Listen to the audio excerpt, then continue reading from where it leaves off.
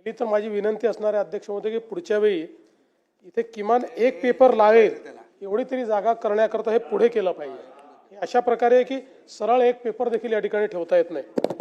अध्यक्ष महोदय, अंतिम आठवडा प्रस्तावाच्या चर्चेमध्ये सन्माननीय विजय वडेट्टीवारजी, संजय कुटेजी, सुनील प्रभूजी, मंगेश कुडाळकरजी, राजू खरेजी, हिरामण खोसकरजी, अबू आझमीजी, अमीन पटेलजी, अतुल भातखळकरजी, सिद्धार्थ खरातजी, विलास भुमरेजी, विजयसिंह पंडितजी, प्रवीण दटकेजी, अमित जनकजी, रवी राणाजी, बाबाजी काळे, राजकुमारजी बडोले, हेमंतजी ओगले, सचिनजी कल्याण शेट्टी, हारून खानजी, अब्दुल सत्तारजी, रईस शेखजी, सुलभाताई गायकवाड, मनीषाताई चौधरी, ज्योतिताई गायकवाड, श्वेताताई महाले, मंजुळाताई गावित, कैलास पाटीलजी, संजय मेश्रामजी, आनंद तिडकेजी, जयंत पाटीलजी, देवेंद्र कोठेजी, बाबूराव कोळीकरजी, उमेश यावलकरजी, रत्नाकर गुट्टेजी, चरणसिंग ठाकूरजी, महेश सावंतजी, प्रताप अडसडजी, रामदास मसरामजी, किशन वानखेडेजी, सुनील शेळकेजी, मुरजीभाई पटेल, देवराव भोंगळेजी, अनंत नरजी, प्रवीण स्वामीजी, संजय देरकरजी आणि अभिजित पाटीलजी अशा एकूण 47 सदस्यांनी या चर्चेमध्ये भाग घेतला। तसं मी 293तल्या मॅक्झिमम गोष्टीची उत्तरं याच्यात येतातच आहे। काही सुटली तर फक्त मला असं वाटतं पाहू आपण। अच्छा, ती नावं त्यात टाकून घेऊ, काय अडचण आहे, हो ती करून घेऊ। अध्यक्ष महोदय, नवीन सरकार आल्यानंतर जवळपास आता 1 वर्षाचा कालावधी हा पूर्ण झालेला आहे आणि या 1 वर्षाच्या कालावधीमध्ये सरकारने जी काही आव्हानं आली त्या आव्हानांचा अतिशय समर्थपणे सामना केला आहे। आम्ही महायुतीतले 3ही नेते या शासनामध्ये एकत्रितपणे निर्णय करतो आणि झालेले निर्णय याची अंमलबजावणी करण्याचा प्रयत्न हा सातत्याने आपण करत असतो। नुकतीच नगरपालिकेची निवडणूक झाली, आता महापालिका, जिल्हा परिषदा अशा निवडणुका पुढच्या काळामध्ये होतील। अनेक वर्ष निवडणुका न झाल्यामुळे खरं म्हणजे स्थानिक स्तरावर काम करणारे जे कार्यकर्ते आहेत यांच्याही मनामध्ये एक दुःख होतं, पण आता या निवडणुका सुरू झाल्यामुळे आपली लोकशाही ही खालपर्यंत पोहोचवण्याकरता आणि लोकशाहीतलं जे शेवटचं जी संस्था आहे स्थानिक स्वराज्य संस्था त्याच्या निवडणुकीच्या माध्यमातून मला विश्वास आहे की पुढच्या काळामध्ये महाराष्ट्र अतिशय गतीने काम करणार आहे। खरं म्हणजे मध्यंतरी महाराष्ट्राला खूप गोष्टी भोगाव्या लागल्या, कोविडचा काळ आला, अनेक अडचणी आल्या, अनेक स्थगिती आल्या, पण या सगळ्या गोष्टी विसरून जायच्या। कारण आता आपण ठरवलंय महाराष्ट्र आता थांबणार नाहीये, महाराष्ट्र आपल्याला पुढेच न्यायचा आहे। आणि म्हणून आपण बघा आमचा प्रयत्न सकारात्मकतेने पुढे जाण्याचा आहे। अगदी आता नगरपालिकेच्या निवडणुका देखील आपण बघितल्या, त्यातही आम्ही विकासाचाच अजेंडा मांडला। आम्ही कुठेही कोणावर टीका केली नाही, कुठलाही राजकीय विवाद त्या ठिकाणी केला नाही, कारण आता 2035चा अमृत महोत्सवी महाराष्ट्र हा घडवण्याच्या दिशेने आपल्याला वाटचाल करायची आहे। आणि म्हणूनच याचं औचित्य साधून सभागृहातल्या दोन्ही बाजूच्या नेत्यांना माझी विनंती आहे की पुढचा काळ आपल्याकरता अत्यंत महत्त्वाचा आहे। अमृत महोत्सवाकडे जाताना रचनात्मक अशा प्रकारच्या कार्यातून आपण महाराष्ट्राला खूप वेगाने पुढे नेऊ शकतो। आपण विरोधी पक्ष आहे, सत्तारूढ पक्ष आहे, हे जरी असलं तरी आपण सगळेच महाराष्ट्राच्या हिताचा विचार करणारे लोक आहोत आणि म्हणून एकत्रितपणे महाराष्ट्राला पुढे नेण्याकरता काय करता येईल याचा विचार आपण केला पाहिजे। आणि म्हणून मला सांगायचं आहे, अब आगे बढ़ चुका हूं मैं, अब आगे बढ़ चुका हूं मैं, पीना था जितना जहर पी चुका हूं मैं, अब पग नहीं रुकने वाले चल चुका हूं मैं, जितना पढ़ना था तुमको पढ़ चुका हूं मैं, अब और आगे बढ़ चुका हूं मैं। आणि म्हणून माझी विनंती आहे,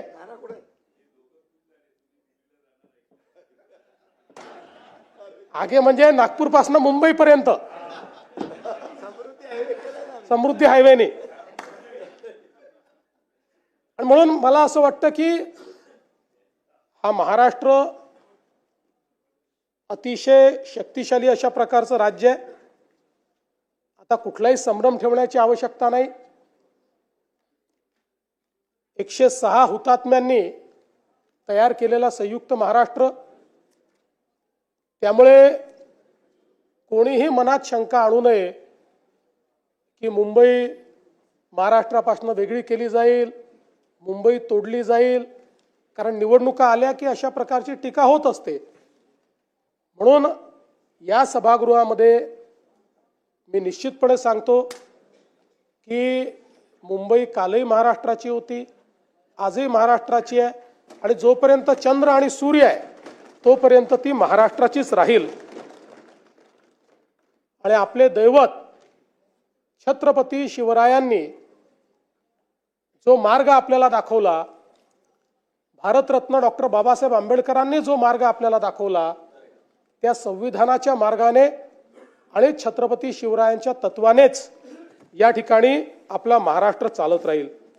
हे सांगत असताना मला एका गोष्टीचा अतिशय आनंद आहे की छत्रपती शिवरायांचं तत्व हे महाराष्ट्राला तर नेहमीच मान्य होतं, पण कदाचित देश पातळीवर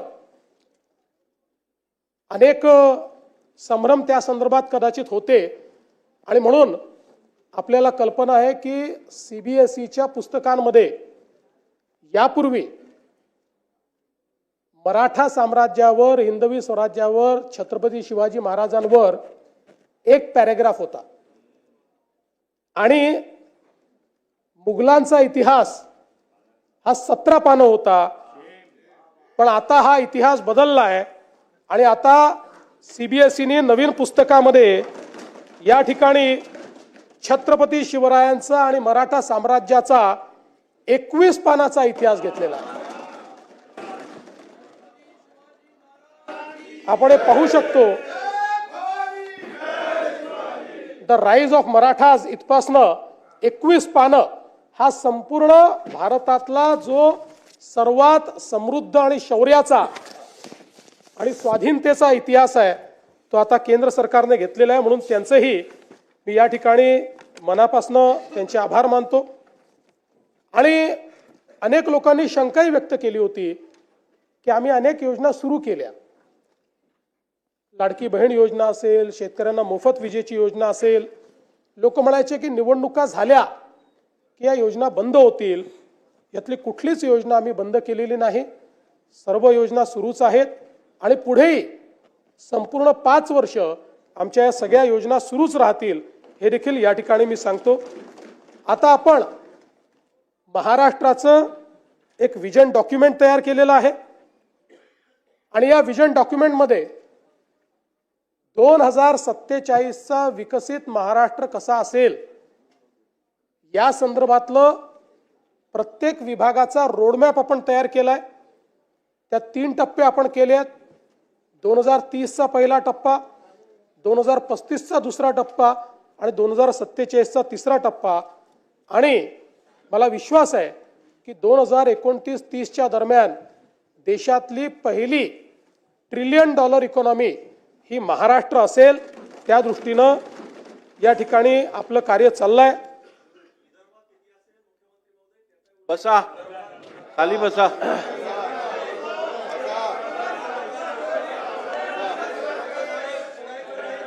असं आहे, 1 मिनिट, खाली बसा, खाली बसा. हो, असं नाही चालत. सभागृहात असं काम नाही होत. अरे थांबा ना, मी आहे ना, थांबा जरा. अहो खाली बसा, असं काय करताय तुम्ही? तुम्ही पहिल्यांदा निवडून आलेला आहात, त्यामुळे तुम्हाला या सभागृहाची शिस्तही माहिती नाही, या सभागृहाचा डिकोरमही माहिती नाही. त्यामुळे या सभागृहामध्ये ज्यावेळी खाली बसा. या सभागृहात ज्यावेळी मुख्यमंत्री किंवा सभागृहाचे नेते बोलतात तेव्हा एक शिस्त असते. आणि मी जर कंपॅरेटिव्ह सांगायला लागलो ना मागच्या काळात विदर्भाला काय मिळालं आणि आता काय मिळालं तोंड दाखवायला जागा राहणार नाही. त्यामुळे प्रत्येक गोष्टीत राजकारण करायचं नाही, लक्षात ठेवा. अध्यक्ष महोदय, आपण जर बघितलं तर सरकारच्या आर्थिक स्थितीच्या संदर्भात देखील अनेक प्रश्न निर्माण करण्यात आले. खरं म्हणजे मी असं म्हणणार नाही की बाबा आपल्या तिजोरीत खूप पैसे आहेत, पण मी एवढं निश्चितपणे सांगू शकतो की देशाच्या मोठ्या राज्यांच्या अर्थव्यवस्थेचा विचार केला तर आजही सर्व निकषांवर पात्र होणारी अर्थव्यवस्था ही महाराष्ट्राची अर्थव्यवस्था आहे. आणि आपण जर बघितलं तर राज्याच्या विकासाकरता कर्ज उभारावंच लागतं. प्रत्येक राज्य ते उभारतो आणि त्यामध्ये रिझर्व्ह बँकेने आणि FRBMने आपल्याला राज्याच्या स्थूल उत्पन्नाच्या 25% कर्ज उभारण्याची परवानगी दिली आहे. 25%च्या वर जर आपण गेलो तर मात्र अर्थव्यवस्था कुठेतरी अडचणीत आली असा त्याचा अर्थ होतो. आपण 2025-26चे जे काही आपले अर्थसंकल्पीय अंदाज आहेत त्याचा आपण विचार केला आणि आतापर्यंत घेतलेल्या कर्जाचा विचार केला तर आपण एकूण स्थूल उत्पन्नाच्या 18.87% एवढंच त्या ठिकाणी कर्ज घेतलेलं आहे. 25%च्या मर्यादेपासून आपण पुष्कळ दूर आहोत. आणि एवढंच नाही तर देशामध्ये केवळ 3 राज्य आहेत की ज्या राज्यांचं हे दायित्व 20%च्या कमी आहेत. त्यातले गुजरात आहे, दुसरं ओरिसा आहे आणि तिसरं आपलं महाराष्ट्र आहे. हे सांगताना मला अतिशय आनंद होतोय. दुसरं असं आहे की राजकोषीय उत्तरदायित्वाच्या अंतर्गत आपण राजकोषीय तूट फिस्कल डेफिसिट हे 3%च्या आतमध्ये ठेवणं गरजेचं आहे. आपण लाडकी बहीण योजना आणि शेतकऱ्यांचे त्या ठिकाणी पैसे देऊन देखील आपलं फिस्कल डेफिसिट 3%च्या आतच आपण ठेवलेलं आहे. आणि याही वर्षी आता चालू जे वर्ष आहे ते संपता ते फिस्कल डेफिसिट 3%च्या आतच ठेवण्यात आपल्याला यश येईल हा मला पूर्णपणे त्या ठिकाणी विश्वास आहे. सरत्या वर्षामध्ये आपण ते 2.76% इथपर्यंतच मर्यादित ठेवलं. त्यामुळे हा जो दुसराही निकष आहे त्याही निकषावर आपली अर्थव्यवस्था ही अजून कुठेही दिवाळखोरीकडे चाललेली नाही. यासोबत आपण जर विचार केला तर महसुली जमेशी व्याजाची जी काही प्रदानाची टक्केवारी आहे ती टक्केवारी आपण जर त्या ठिकाणी बघितली तर आता ती 11.53% दिसते आहे. पण मागच्या वर्षीचे जे ऑडिटेड आपल्याकडे स्टेटमेंट्स आले आहेत त्यात ती 9.38% एवढीच आहे. त्यामुळे याही निकषावर आपण निश्चितपणे कुठेही मागे पडलेलो नाही. आणि हे सगळं करत असताना कदाचित एक आपल्या मनात येऊ शकतं की राज्याने भांडवली गुंतवणूक कमी केली आहे का. तर मला सांगताना यातही आनंद वाटतो. केंद्र सरकारने घालून दिलेल्या निकषापेक्षा जास्त भांडवली गुंतवणूक ही महाराष्ट्राने केलेली आहे. त्यामुळे त्याही बाबतीत कुठलंही कॉम्प्रोमाइज आपण केलेलं नाही. एवढंच नाही तर राजकोषीय उत्तरदायित्व विधेयकाच्या जे काही कलम 9 आहे, नियम 9, त्याचे जे काही मानकं आहेत या संदर्भात जे आपल्याला बजेट एस्टिमेटचे मंथली सिव्हिल अकाउंट्स तयार करावे लागतात, CAGच्या माध्यमातून जे तपासले जातात, यातही आपण ऋणेतर जमा रक्कमा अर्थसंकल्पीय अंदाजाच्या 40% पेक्षा जास्त अट पूर्ण केली. राजकोषीय तूट अर्थसंकल्पीय अंदाजाच्या 45% पेक्षा कमी अट पूर्ण केली. आणि महसुली तूट अर्थसंकल्पीय अंदाजाच्या 45% पेक्षा कमी ही पण अट आपण पूर्ण केलेली आहे. त्यामुळे CAGने घालून दिलेल्या ज्या तिन्ही अटी आहेत त्या त्यांच्या रिपोर्टमध्ये देखील आल्या आहेत, त्या देखील आपण या ठिकाणी पूर्ण केली आहे. यासोबत महाराष्ट्र हा गुंतवणुकीतही खूप पुढे चाललेला आहे. अनेक लोक म्हणतात तुम्ही MOU करता, त्या MOUचं नेमकं काय होतं. डावोसमध्ये आपण बघितलं तर मागच्या वर्षी जवळपास आपण जी काही गुंतवणूक केली ती 15,72,654 कोटी होती. यापैकी 5,89,631 कोटी ही विदर्भामध्ये होती. 43,810 कोटी ही मराठवाड्यात होती आणि 3,58,349 कोटी ही पश्चिम महाराष्ट्रात होती आणि त्यात कोकणामध्ये 2,23,632 कोटी एवढी गुंतवणूक आपण त्या ठिकाणी केली. आणि आपण जर 2022 ते 2025 या 4 वर्षाचा विचार केला, या 3 वर्षाचा विचार केला, तर म्हणजे शिंदे साहेब जेव्हा मुख्यमंत्री झाले तेव्हापासून तर आतापर्यंतचा आपण विचार केला तर डावोसची गुंतवणूक 17,57,801 कोटी रुपयाची आहे. आणि यामध्ये जे सामंजस्य करार झाले त्यातल्या सामंजस्य करारापैकी त्याची एकत्रित जी काही अंमलबजावणी झालेली आहे त्याचं प्रमाण 75% आहे. त्यातल्या पहिल्या 2 वर्षाचं आता 90% पोहोचलं आहे आणि शेवटच्या वर्षाचंही आता त्या दिशेने चाललेलं आहे. त्यामुळे केवळ MOU नाहीत तर ते MOU अंमलबजावणीत येत आहेत हे देखील या ठिकाणी मला सांगितलं पाहिजे. यासोबत नुसतं आपण डावोसच्या इन्व्हेस्टमेंटवर त्या ठिकाणी बोलत नाही, त्याच्या व्यतिरिक्त सामूहिक प्रोत्साहन योजनेच्या अंतर्गत आपण जी इन्व्हेस्टमेंट आणतो त्याचा जर आपण विचार केला तर तीही इन्व्हेस्टमेंट जवळपास 13,75,729 कोटी झालेली आहे आणि यातून 7,11,259 एवढ्या रोजगाराची निर्मिती होणार आहे. FDIचा आपण विचार केला, थेट परदेशी गुंतवणूक त्यातही महाराष्ट्र नंबर 1 आहे. आपण बघितलं असेल तर 24-25 मध्ये विक्रमी 1,64,775 कोटी रुपयाची परदेशी गुंतवणूक आपल्याकडे आली. आपल्या नंतरचे 3 राज्य हे एकत्रित केले तरीही आपली परदेशी गुंतवणूक जास्त आहे. ही महाराष्ट्राची स्ट्रेंथ आहे. आता 25-26 मध्येही आपण अजूनपर्यंत वर्ष संपायचं आहे, 2 क्वार्टर झाले आहेत, आपण पहिल्या क्रमांकावरच आहोत. आतापर्यंत 91,337 कोटी एवढी परकीय थेट गुंतवणूक ही महाराष्ट्रामध्ये आलेली आहे. देशामध्ये आपण 1 नंबरवर आहोत. देशाच्या एकूण गुंतवणुकीच्या 31% गुंतवणूक एकट्या महाराष्ट्रामध्ये या ठिकाणी आलेली आहे हे सांगताना मला आनंद वाटतो. आणि आपण जर विदर्भाचा विचार केला तर विदर्भामध्ये आलेली जी गुंतवणूक आहे याच्यामध्ये विदर्भातल्या वेगवेगळ्या भागातली गुंतवणूक मी आपल्याला सांगू इच्छितो. आणि आता तर गडचिरोली एक नवीन मॅग्नेट तयार झालेला आहे. सर्वाधिक गुंतवणूक आता गडचिरोलीमध्ये येते. अवकाश आणि संरक्षण साहित्य निर्मिती यामध्ये विदर्भामध्ये 20,000 कोटी रुपयाची गुंतवणूक आली आहे. 10 ते 15,000 त्यातनं रोजगार आहे.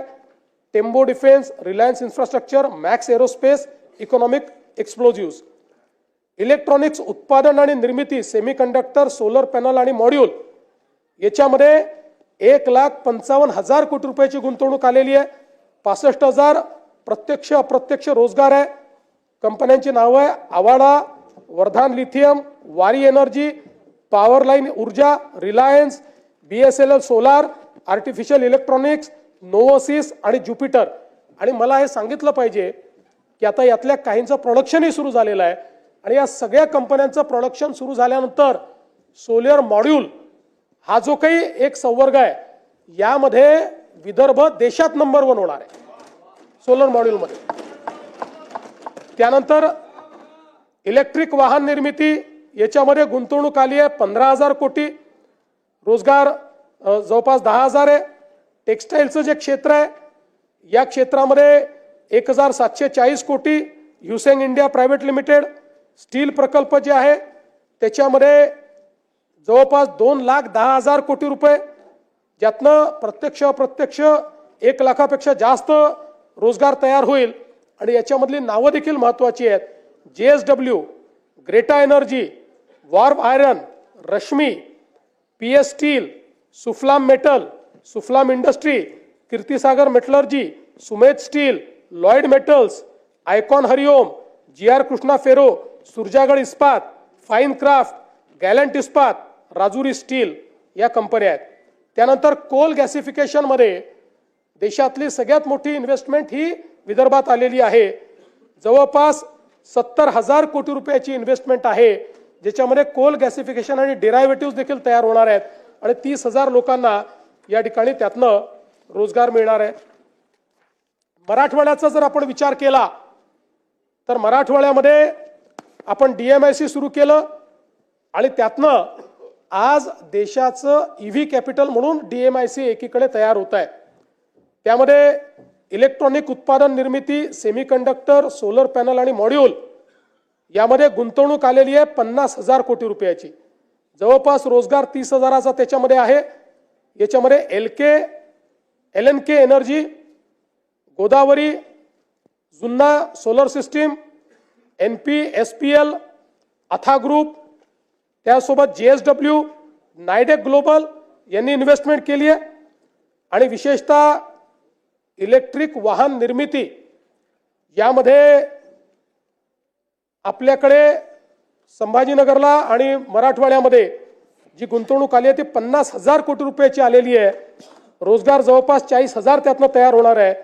आणि सगळ्यात महत्त्वाचं याच्यामध्ये टोयोटा असेल, स्कोडा असेल, एथर असेल आणि गोगोरो असेल, या अतिशय जगातल्या सगळ्यात मोठे जे ब्रँड्स आहेत ते आपल्या मराठवाड्यामध्ये आता या ठिकाणी आलेले आहेत.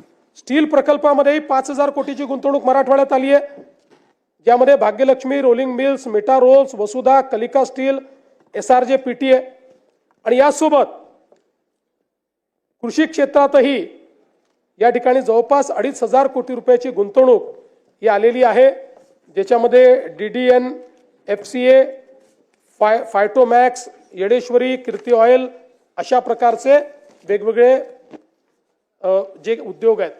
मी जाणीवपूर्वक आता विदर्भ आणि मराठवाड्यातली गुंतवणूक सांगितली आहे. इतर क्षेत्रातही महाराष्ट्रामध्ये अत्यंत चांगली गुंतवणूक येते. नाशिक असेल, कोकण असेल, सगळ्या भागामध्ये. पुणे तर पहिलेपासून आपलं इंडस्ट्रीचं मॅग्नेट आहे, पण आता पुण्याच्या पलीकडे साताऱ्याला, कोल्हापूरला देखील मोठ्या प्रमाणात मागणी येते आहे. हे देखील सांगताना मला अतिशय आनंद होतोय. मिहानमध्ये रोजगार आला नाही असं देखील काही लोकांनी त्या ठिकाणी सांगितलं. मला हे सांगितलं पाहिजे की मिहानमध्ये 31 कंपन्या कार्यरत आहेत, 22 नवीन कंपन्या सुरू होत आहेत. आणि मिहान हे देशातलं एक असं सेंटर आता झालेलं आहे की IT क्षेत्रातले जे बिग 6 आहेत ते सगळेच्या सगळे एका वेळी आपल्याला कुठल्याही मोठ्या शहरात त्यातले 2 दिसतील, 3 दिसतील, 4 दिसतील, 6च्या 6 आज त्या ठिकाणी मिहानमध्ये आहेत. आणि मिहानमध्ये आपल्याला या ठिकाणी अप्रत्यक्ष आणि प्रत्यक्ष जो रोजगार आहे हा आता 1,27,225 लोकांना प्राप्त झालेला आहे. त्यामुळे आणि आता विमानतळाचा विस्तार सुरू झालेला आहे. विमानतळाचा विस्तार पूर्ण झाल्यानंतर या ठिकाणी मोठ्या प्रमाणात जो काही बदल आहे तो होईल. आणि मग रोजगाराचं सांगत असताना हे देखील सांगितलं पाहिजे की महाराष्ट्रामध्ये आमचं महायुतीचं सरकार आल्यानंतर शिंदे साहेबांच्या नेतृत्वात आम्ही महाभरती हा उपक्रम सुरू केला होता. आणि आता या 3 वर्षामध्ये महाराष्ट्रामध्ये 1,20,000 सरकारी नोकऱ्या आपण दिलेल्या आहेत. आणि पुढच्या 2 वर्षात तेवढ्याच अजून नोकऱ्या या महाराष्ट्रामध्ये आपण देण्याचा निर्णय केलेला आहे. एक प्रकारे महाराष्ट्राच्या इतिहासातली आतापर्यंतची सगळ्यात मोठी भरती ही या राज्यामध्ये करण्याचं काम आपण केलं आहे. शेतकऱ्यांच्या संदर्भात देखील या ठिकाणी विषय आला की तुम्ही अनाऊन्स केले, पैसे मिळाले नाहीत, पैसे दिले नाहीत. खरं म्हणजे आपल्याला कल्पना आहे या ठिकाणी आपण 32,000 कोटीचं पॅकेज जे घोषित केलं होतं, या 32,000 कोटीच्या पॅकेजमध्ये त्या ठिकाणी 10,000 कोटी हे इन्फ्रास्ट्रक्चरचे होते, 2,000 कोटी आपण नरेगातनं देणार होतो आणि बाकी सगळी थेट मदत होती. या संदर्भात मला आपल्याला सांगितलं पाहिजे की हे जे पॅकेज आहे याच्यामध्ये 3 हेक्टरची मर्यादा आपण ठेवली होती. आणि 3 हेक्टरच्या मर्यादेत NDRFचे पैसे दिल्यानंतर देखील आपण रबीच्या हंगामाकरता 10,000 रुपये अतिरिक्त त्या ठिकाणी हेक्टरी देण्याचा निर्णय केला होता. या संदर्भात पशुपालकांना देखील पशुधन हानीसाठी आपण पैसे द्यायचं कबूल केलं होतं, त्याचे सगळे पैसे आपण दिलेले आहेत. नरेगाच्या अंतर्गत जे आपण म्हटलं होतं त्याची काम चालू आहेत, त्याच्याकरता पूर्ण पैसा आपल्याकडे उपलब्ध आहे. अतिवृष्टीमुळे ज्या बुजलेल्या सिंचन विहिरी होत्या त्याच्या कामाकरता 30,000च्या मर्यादेपर्यंत आपण जे पैसे द्यायचे होते 27,000 विहिरींच्या दुरुस्तीकरता ते 80 कोटी रुपये आपण उपलब्ध करून दिलेले आहेत. सार्वजनिक उपयुक्त सुविधा, विद्युत काम, रस्ते, इमारती, लघु व मध्यम तलाव आणि दुरुस्ती पुनर्बांधणी या कामांना आपण पैसा उपलब्ध करून दिलेला आहे. आणि त्यातल्या काही कामांना आपण हे सांगितलंय की तुम्ही कामांची सुरुवात करा, आम्ही पुढच्या बजेटमध्ये किंवा त्याच्यामध्ये त्याच्याकरता निधी उपलब्ध करून देऊ. त्यामुळे तेही काम आपण झालंय. आणि सगळ्यात महत्त्वाचं की जे आपण शेती पिकाच्या नुकसानाकरता, शेतजमिनीच्या नुकसानाकरता जे पैसे दिले होते आणि बी बियाणाकरता जे पैसे दिले होते, त्या संदर्भात 2 GR आपण काढले होते. एक पहिला GR आपण काढला होता 10,516 कोटीचा, दुसरा आपण त्या ठिकाणी GR काढला होता 9,611 कोटीचा. यापैकी आता थेट जी मदत आहे ती जवळपास 15,007 कोटी रुपये हे शेतकऱ्यांच्या प्रत्यक्ष खात्यामध्ये गेलेले आहेत. आणि आकड्यामध्ये सांगायचं झालं तर पिकाचे पैसे 92 लाख शेतकऱ्यांच्या खात्यामध्ये गेलेले आहेत. आणि इथे सांगण्यात आलं की 10,000 रुपयाची घोषणा केली पण ते गेले नाहीत. ते 10,000 रुपये 91 लाख शेतकऱ्यांच्या खात्यामध्ये गेलेले आहेत. त्यामुळे या ठिकाणी ही जी काही मदत आपण केली होती त्या मदतीच्या अनुषंगाने निश्चितपणे आपण सगळी कारवाई जी आहे ती पूर्ण केली आहे. यासोबत राज्यामध्ये कापूस खरेदीच्या संदर्भात देखील एक प्रश्न निर्माण झाला होता. विशेषतः यावर्षी CCIने पहिल्यांदाच उत्पादकतेवर आधारित कापूस खरेदी करण्याचा निर्णय घेतला. त्यामुळे काही ठिकाणी सरासरी उत्पादकता ही 12 क्विंटलची आल्यामुळे शेतकऱ्यांचं नुकसान होत होतं. त्या संदर्भात आपण केंद्र सरकारलाही विनंती केली आणि केंद्र सरकारशी आपण त्या ठिकाणी चर्चा करून हा निर्णय केला की उत्पादकता पकडत असताना जी उत्पादकतेतली पहिली 3 जिल्हे आहेत त्या जिल्ह्याची जी सर्वाधिक उत्पादकता आहे त्याला सरासरी उत्पादकता पकडावी आणि त्या संदर्भातला निर्णय राज्य सरकारने घेतला. आणि आता 1277 किलो प्रति हेक्टर सरासरी उत्पादकतेच्या ऐवजी 2368 किलो प्रति हेक्टर अशा पद्धतीनं आपण निर्णय केलेला आहे. आणि आता ही जी खरेदी चाललेली आहे त्यामुळे कुठल्याही शेतकऱ्याचा कापूस जो आहे हा त्या ठिकाणी परत जाणार नाही अशा प्रकारची व्यवस्था ही आपण निश्चितपणे केली आहे. नानाजी देशमुख कृषी संजीवनी प्रकल्प टप्पा 2 याच्या कामाची सुरुवात झाली आहे. यावर्षी त्याकरता अर्थमंत्र्यांनी 351 कोटी रुपयाची तरतूद आपल्याला दिलेली आहे. आणि त्यातनं मोठ्या प्रमाणात विदर्भ आणि मराठवाडा या 2 विभागातल्या शेतकऱ्यांकरता ही कृषी संजीवनीची योजना एक प्रकारे गेम चेंजिंग योजनाच्या पहिल्या टप्प्यातली गावं ही आपल्याला तिथे झालेलं ट्रान्सफॉर्मेशन पाहायला मिळत आहे. आणि म्हणून आता हा दुसरा टप्पा चालू झालेला आहे. आणि यातनं 3000 गावांमध्ये शेतीशाळा घेऊन जवळपास 1300 गावात महिला शेतीशाळा घेण्यात आली.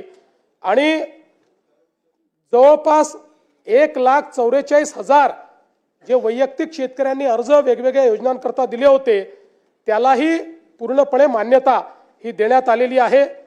जवळपास 4,926 ग्रामपंचायतीमधल्या सरपंचांचं प्रशिक्षण करून आणि 6,332 कृषीताईंची निवड करून आपण 5,831 गावाचं सूक्ष्म नियोजन आराखड्याची प्रक्रिया पूर्ण केली आहे. आणि त्याला वर्ल्ड बँकेच्या माध्यमातून आपण या योजनेतनं पैसा देतोय. माननीय बाळासाहेब ठाकरे कृषी व्यवसाय व ग्रामीण परिवर्तन प्रकल्प स्मार्ट या स्मार्ट प्रकल्पामध्ये 10,000 गावांमध्ये आपण त्या ठिकाणी ॲग्री बिझनेस हा विषय हातामध्ये घेतलेला आहे. आणि त्यातनं त्या ठिकाणी जी काही कृषीची व्हॅल्यू चेन तयार करायची आहे, मूल्य साखळी तयार करायची आहे त्याचा प्रयत्न आपण करतो. 7.5 लाख शेतकऱ्यांना याचा फायदा होणार आहे.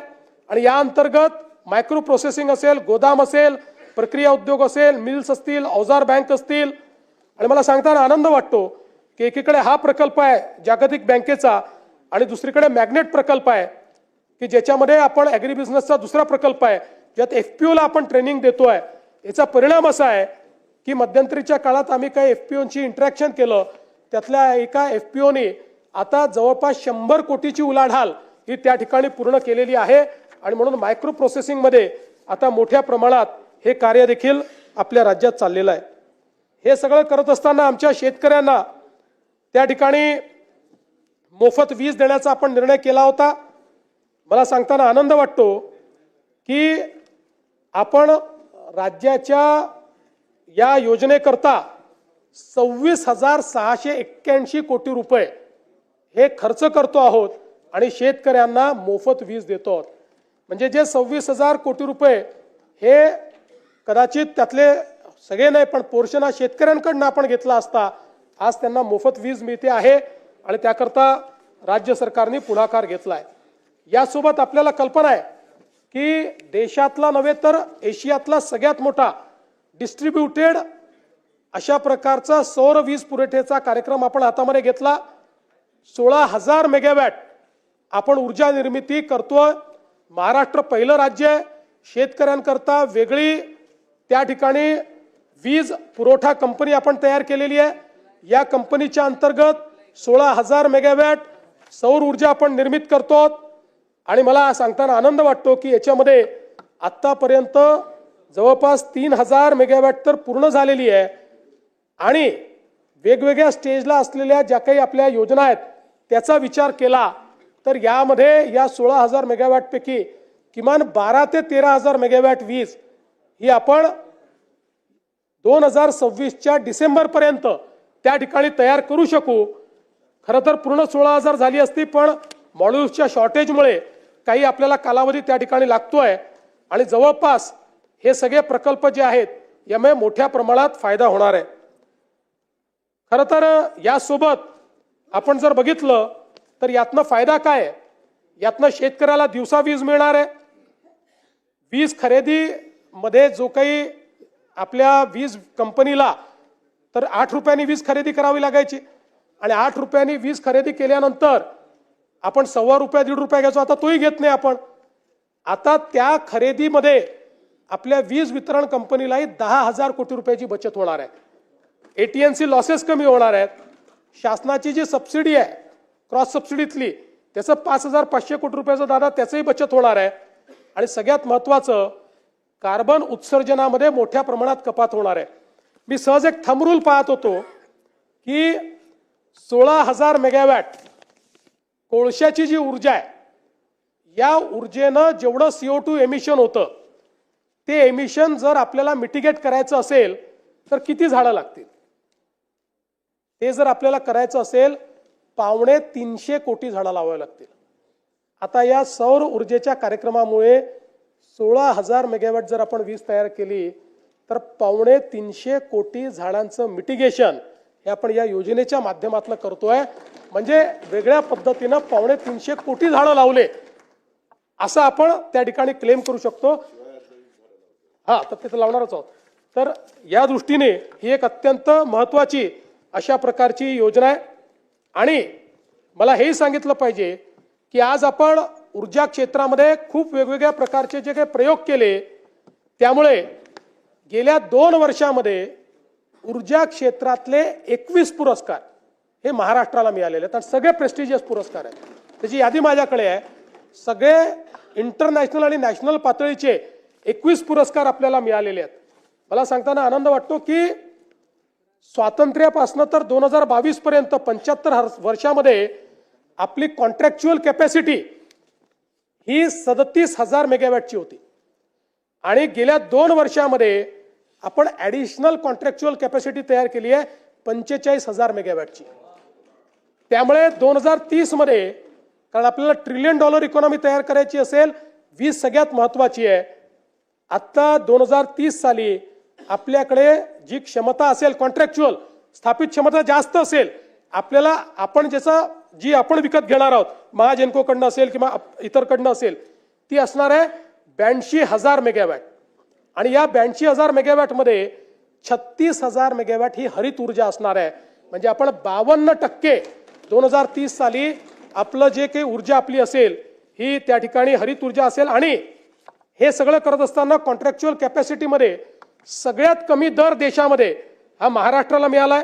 कृषी सौर ऊर्जीकरण ₹3.07, युटिलिटी स्तराचे मोठे सौर प्रकल्प ₹2.70, सौर आणि पवन hybrid ₹3.60, pump storage ₹3.20, battery storage ₹2.19 आणि 1500 मेगावॅट प्रति तास राऊंड द क्लॉक ही मिक्स जी काही ऊर्जा असते ती 4 रुपये 60 पैसे. म्हणजे आपण जर विचार केला तर आज आपल्याला अगदी आपण आपली महाजेनकोची जी ऊर्जा घेतो ती कुठे 6 रुपयाला पडते, कुठे 7 रुपयाला पडते. पण आता आपली ॲव्हरेज कॉस्ट जी आहे ही 3 रुपयाच्या दरम्यान या सगळ्या नवीन याच्यात आलेली आहे. आणि आपण जर बघितलं तर विशेषतः शेतकऱ्यांना आपण कृषी पंप सौर ऊर्जेवर देणं सुरू केलं आणि इतका प्रचंड प्रतिसाद हा शेतकऱ्यांनी या योजनेला दिलाय. कदाचित राज्याच्या लोकप्रिय योजनांमध्ये आपल्याला लाडक्या बहिणीनंतर याच योजनेचा नंबर लागेल, इतक्या मोठ्या प्रमाणात शेतकरी हा ॲक्सेप्ट करतायत. आणि याच्यामध्ये देशामध्ये PM कुसुम योजनेच्या अंतर्गत आपण मागेल त्याला सौर पंप ही स्कीम चालू केली होती. PM कुसुमच्या अंतर्गत देशामध्ये 11,90,000 पंप स्थापित झाले आहेत. या 11,90,000पैकी एकट्या महाराष्ट्रामध्ये 7,38,000 पंप आपण स्थापित केले आहेत. हो. आणि हे देखील आपण लक्षात घेतलं पाहिजे की हे करत असताना आपल्यापैकी अनेकांना आठवत असेल, विदर्भाचे तर सगळे जे सदस्य आहेत की अनेक वर्ष आपल्या चर्चेचा भाग होता पेड पेंडिंग. 4 वर्षाचे पेड पेंडिंग आहेत, 4 वर्षाचे आहेत, 5 वर्षाचे आहेत. आपण वर्षाला सगळ्या महाराष्ट्रात नेऊन 70-80 हजार पंप लावायचे. आता आपल्या महावितरणने नवीन रेकॉर्ड केला. गिनीज बुक ऑफ वर्ल्ड रेकॉर्डने आपल्याला जगातलं हायेस्टचं सर्टिफिकेट दिलं. एका महिन्यात 45,911 पंप आपण लावले एका महिन्यामध्ये. आणि मोठ्या प्रमाणात यातनं शेतकरी खुश आहेत. मी स्वतः शेतकऱ्यांशी इंटरॅक्शन केलं, आपणही करू शकता. आणि अनेक जे संभ्रम होते ते संभ्रम तुटून पडतायत की मग पाणी येईल का. आता दिवसा पाणी येत असल्यामुळे शेतकऱ्यांना त्याचा फायदा आहे. आणि एवढंच नाही तर त्याच्यामध्ये आता नवीन आपण काही इनोव्हेशन्स केले. काही कोल्हापूर जिल्ह्यातनं आमच्याकडे मागणी यायची, आमच्या सुधीर भाऊंची सारखी मागणी असायची की आमच्याकडे नदीतनं डायरेक्ट पाणी घ्यावं लागतं. आता सुधीर भाऊंच्याच ठिकाणी आम्ही एक नवीन प्रयोग केला आणि याच्यामध्ये फक्त एक बूस्टर पंप लावला. अतिशय चांगल्या पद्धतीनं पाणी आलं आणि तिथल्या शेतकऱ्यांनी मला आणि सुधीर भाऊंना धन्यवाद देण्याचा व्हिडिओ देखील त्या ठिकाणी पोस्ट केलाय.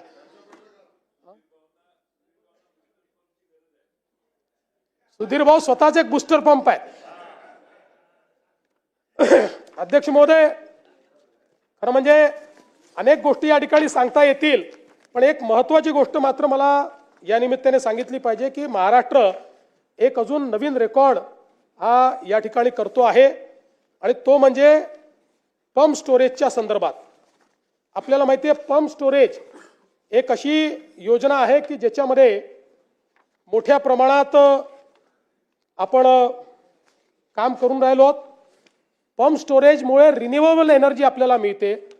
आणि पंप स्टोरेजचा दुसरा फायदा असा आहे की त्या माध्यमातनं आपण कधी ऑन आणि ऑफ करू शकतो. आपला जो कोळशाचा प्रोजेक्ट आहे हा आपल्याला त्या ठिकाणी ऑन ऑफ करता येत नाही, पण हा मात्र आपण लगेच ऑन आणि ऑफ करू शकतो.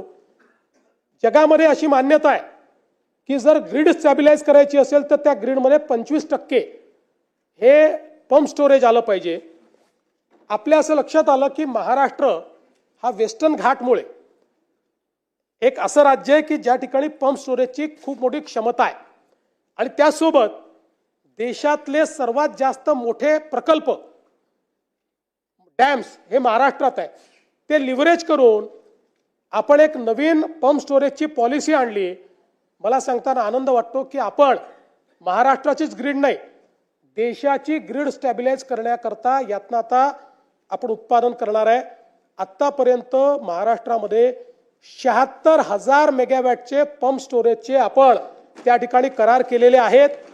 आणि हे सगळे करार वेगवेगळ्या स्टेजला आहेत. आपल्याला यातलं 5,000 ते 7,000 मेगावॅटच वीज लागणार आहे, ती आपण विकत घेण्याचा करार केलाय. ते ॲडव्हान्स स्टेजमध्ये गेलेलं आहे. उर्वरित नॅशनल ग्रीडला आपण ते पॉवर देऊ. आणि मी आपल्याला दाव्याने सांगतो की पुढच्या 6 महिन्यामध्ये 1,00,000 मेगावॅट पंप स्टोरेजचे आपले सगळे करार होतील. आणि देशामध्ये जसं गुजरात आणि राजस्थानने त्यांच्याकडे रेगिस्तान असल्यामुळे त्या ठिकाणी 50,000 मेगावॅट 40,000 मेगावॅटचे सोलर केले, तसं 1,00,000 मेगावॅटचं आपण 24/7 चालू शकेल अशा पद्धतीचे हे या ठिकाणी करणार आहोत.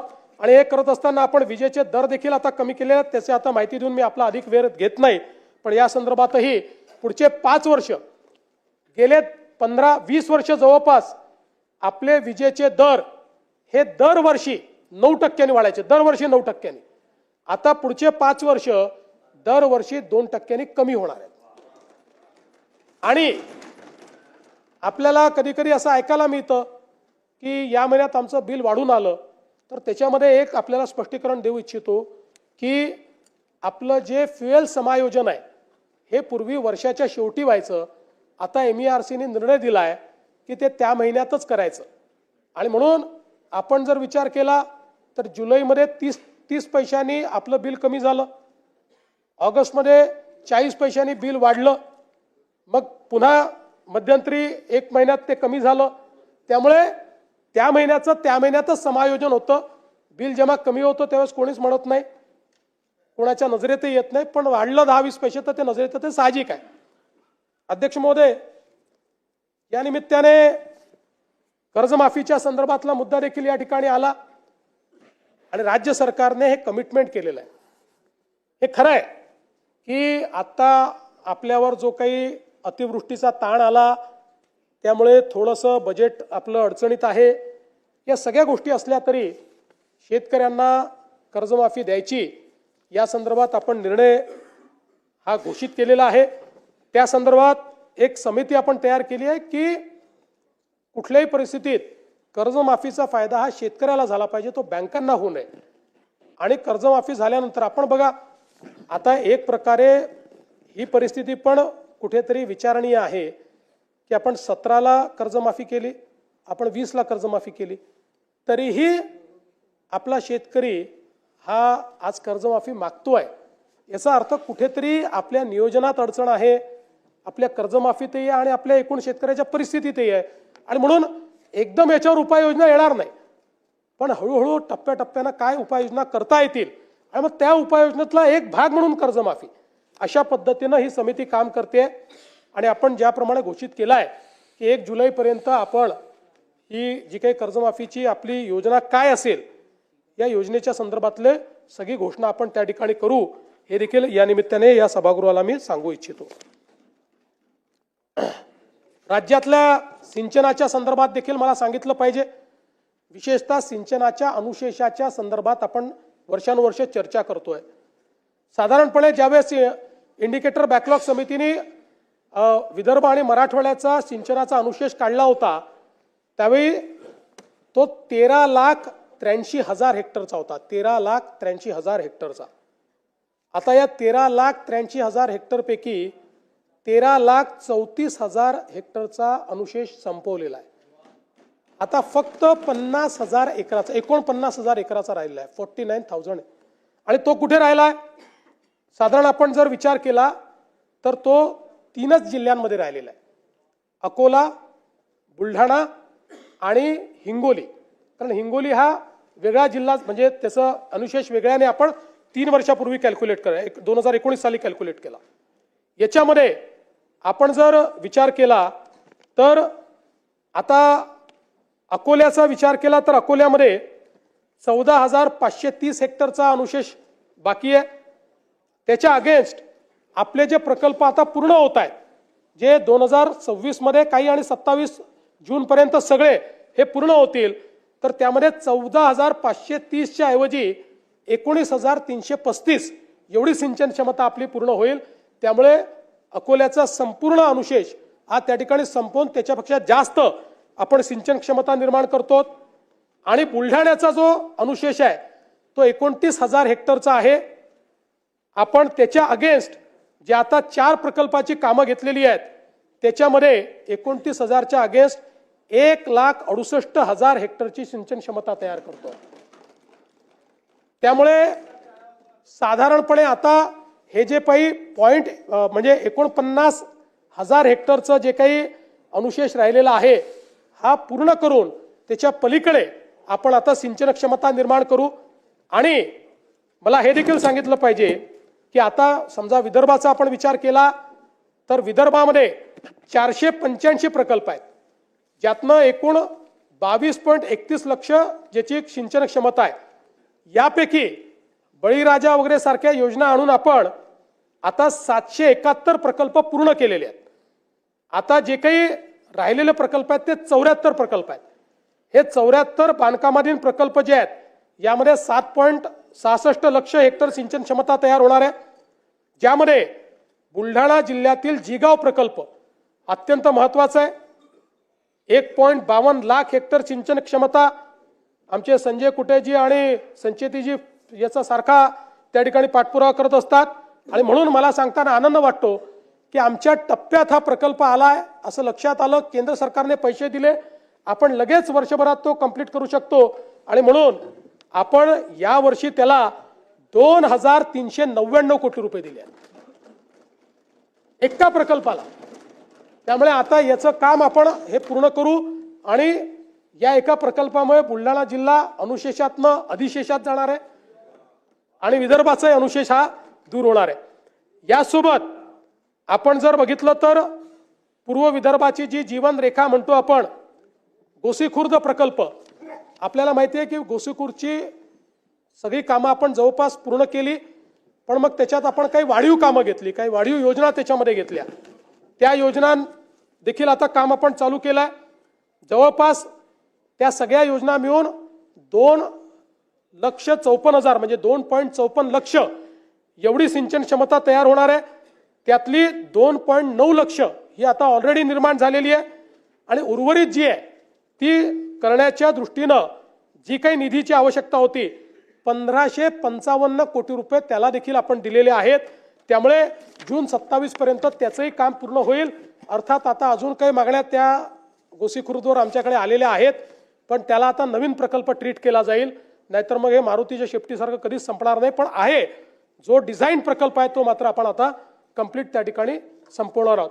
आणि एकट्या विदर्भातल्या सिंचन प्रकल्पांकरता 25-26 वर्षामध्ये 7,950 कोटी रुपये एवढी तरतूद आपण त्या ठिकाणी दिलेली आहे.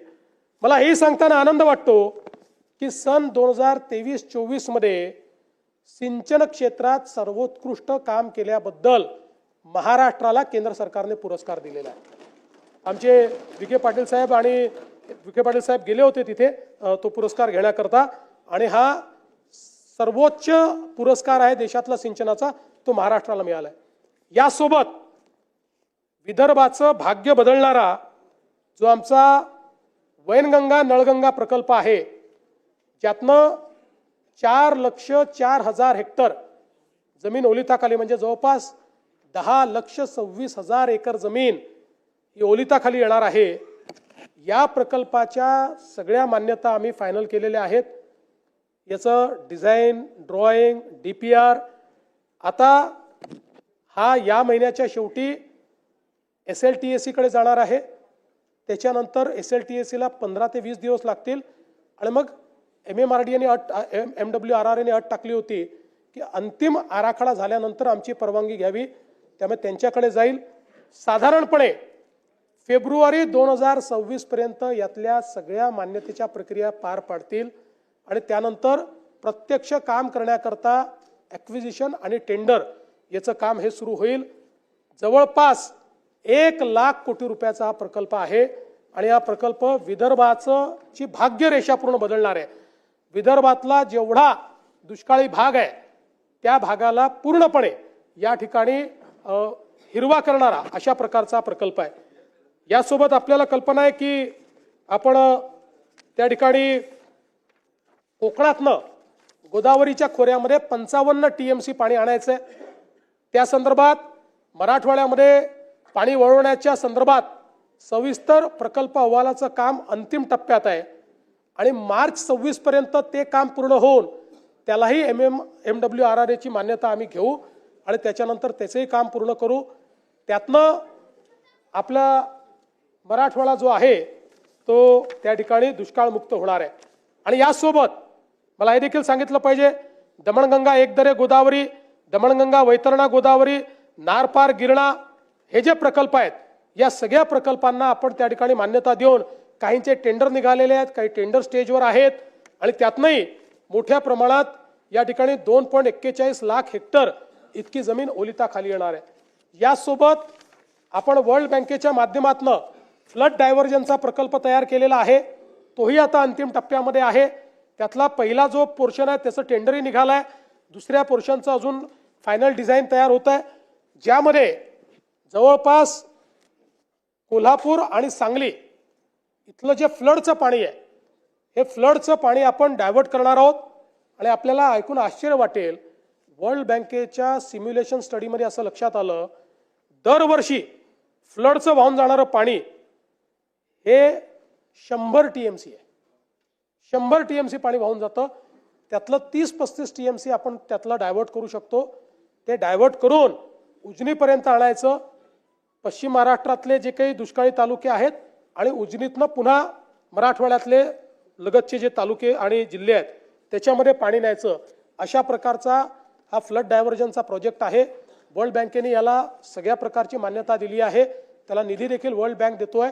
आणि यामुळे मला असं वाटतं की पुढच्या काळामध्ये हे सगळे प्रकल्प, आणि मी असं म्हणत नाही हे जनरेशनल प्रकल्प आहेत, यातल्या काही प्रकल्पांना 7 वर्ष लागतील, काहींना 8 वर्ष लागतील, पण हे प्रकल्प झाल्यानंतर दुष्काळ हा महाराष्ट्रामध्ये भूतकाळ होईल आणि विदर्भ मराठवाड्यातला दुष्काळ हा नेहमी करता संपुष्टात येईल। अशा प्रकारचं एक ट्रान्सफॉर्मेशनल काम हे आपण या ठिकाणी केलेलं आहे। खरं म्हणजे आपण जर बघितलं तर विशेषतः हे सरकार जे आहे हे, आणि 2014 पासूनच आपण एक नेहमी प्रयत्न केला की कुठल्याही परिस्थितीमध्ये निधी वाटपामध्ये असमतोल येऊ नये, विदर्भ मराठवाड्यावर अन्याय होऊ नये।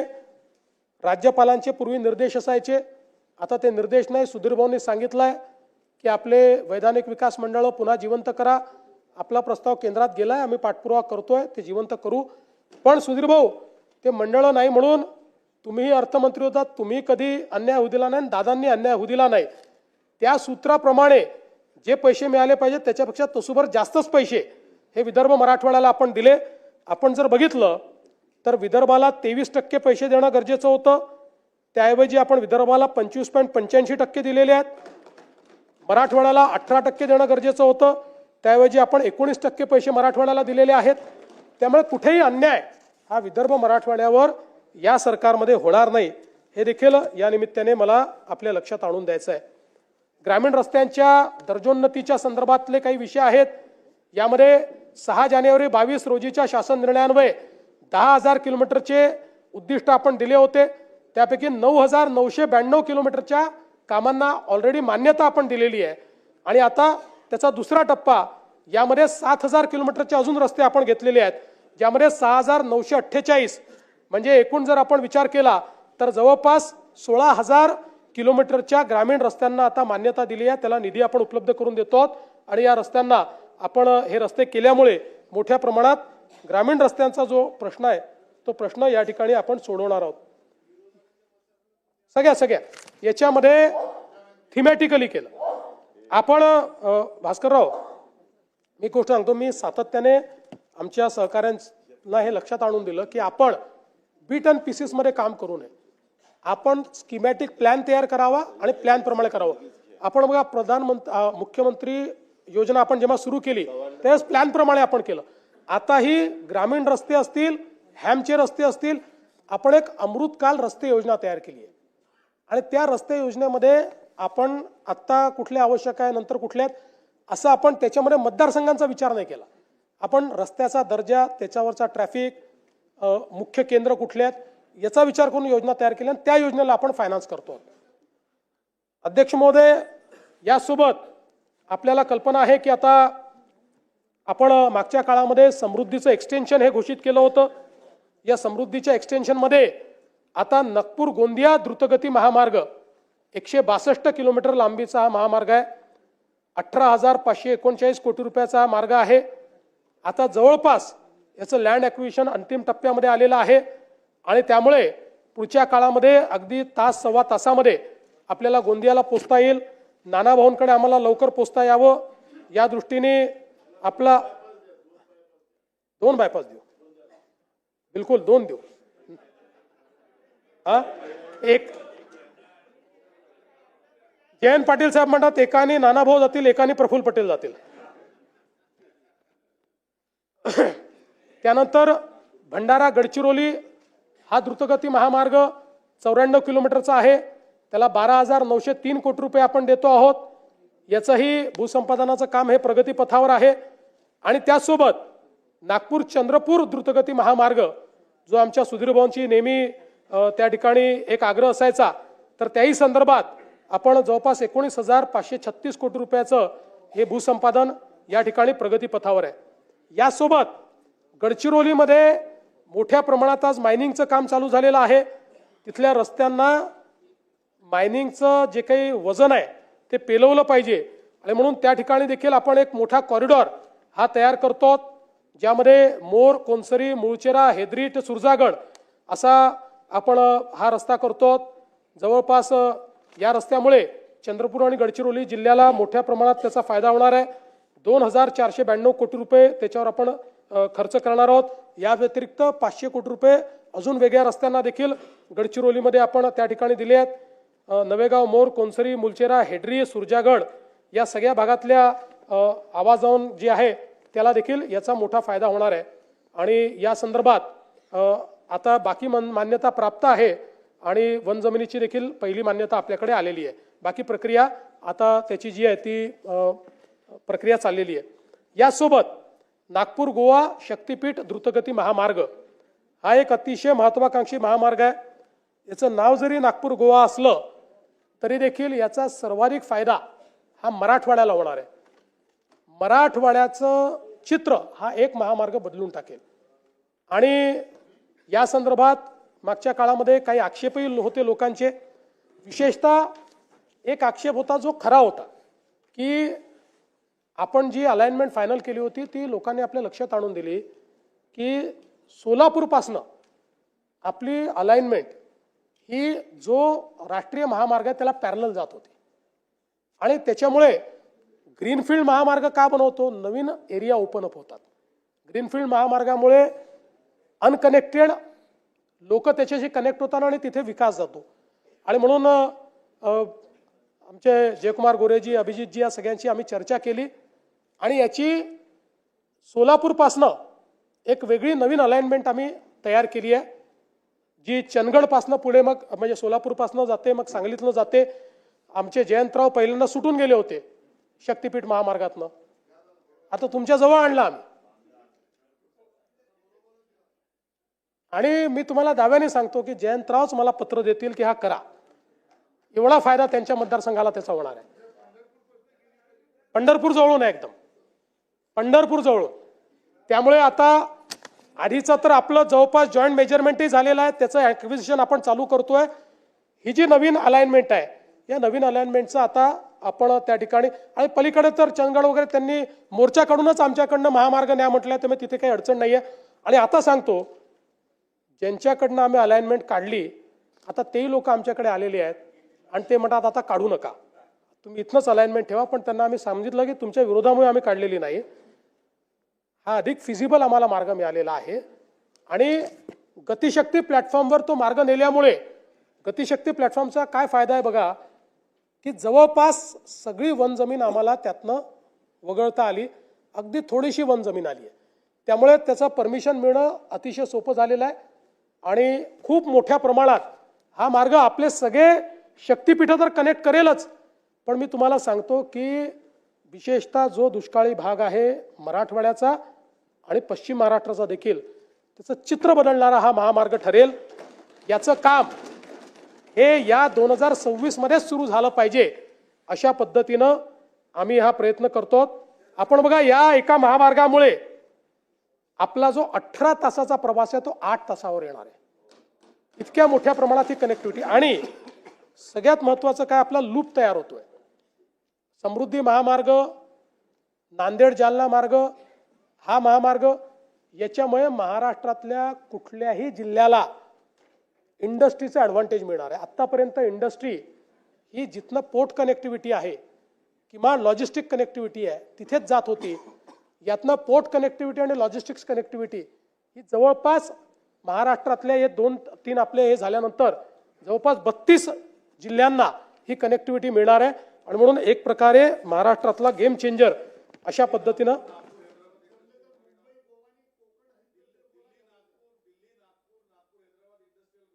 करणार आहे तो, केंद्राने अनाऊन्स केला तो. हो हो, मी जरा काय झालं थोडा जास्त अभ्यास विदर्भ मराठवाड्याचा करून आलो ना. त्यानंतर एक अजून महत्वाचा मार्ग या ठिकाणी मुंबई कल्याण लातूर महाराष्ट्र हद्द हैदराबाद अशा प्रकारचा एक जनकल्याण द्रुतगती महामार्ग आपण तयार करतोय. आता हा जो महामार्ग आहे, आज जर आपण विचार केला तर आपल्याकडे मुंबईहून हैदराबादला जाण्याकरता जो एक मार्ग आहे तो समजा समृद्धी महामार्गाने जालना नांदेड निजामाबाद असं गेलो 717 किलोमीटर आहे. मुंबई पुणे सोलापूर हैदराबाद गेलो तर 707 किलोमीटर आहे. पण आता आपण हा जो नवीन महामार्ग करतोय या महामार्गामुळे हे अंतर फक्त 590 किलोमीटर येणार आहे. आणि याचा सगळ्यात मोठा फायदा कोणाला आहे?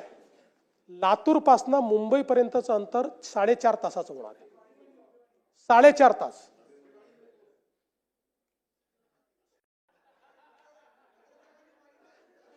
हो, तुम्ही मागितला म्हणून तर मी दिलाय. माझीही सही करू शकतो ना. हे दिलेलं आहे. त्यामुळे याची एकूण महाराष्ट्रातली लांबी 450 किलोमीटर आहे. कर्नाटकात 61 किलोमीटर आहे. तेलंगणात 79 किलोमीटर आहे. जवळपास 36,000 कोटी रुपयाचा हा महामार्ग आहे. या महामार्गामुळे ठाणे, पुणे, अहिल्यानगर, बीड आणि लातूर असे 5 जिल्हे या ठिकाणी जोडले जातील. अंतर 130 किलोमीटरने कमी होईल आणि मुंबई ते लातूर प्रवास मी सांगितलं तसा 4 तासावर येईल. सगळ्यात महत्वाचं काय की हा बदलापूर पाशी येतो. आता बदलापूरला आपण टनेल तयार केलाय. त्या टनेलमधनं 15 मिनिटात आपण अटल सेतूवर पोहोचतो.